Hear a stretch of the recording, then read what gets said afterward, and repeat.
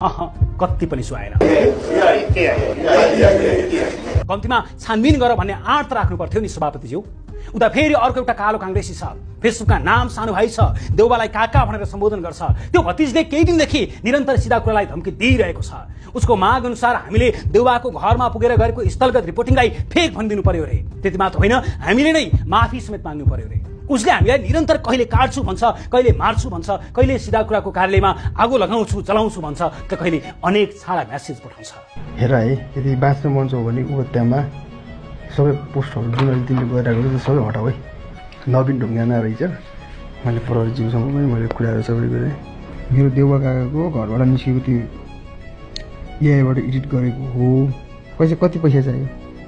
तिम्रो घर खर्च लिएर सबै कुरा गराइदिन्छु। हावा स्टोरमा चाहिँ नगर होला बाबु।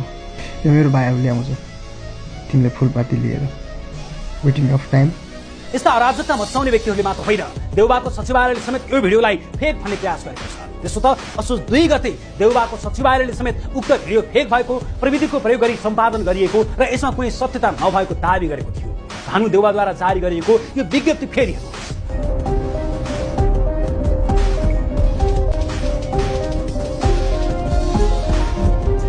हाम्रो स्थलगत रिपोर्टिङ मात्र होइन, देउबाको घरमा आगजनी भएकै दिन साँझ पुगेर पैसा जलेको भिडियो बनाएर टिकटकमा हाल्नेदेखि घटनास्थलमा दोस्रो तेस्रो दिन पुग्दा पनि पैसादेखि सुनका टुक्रा भेट्टाउनेहरूलाई पनि देउबाले एआईकी संज्ञा दिएका फेक भनेका हुन्।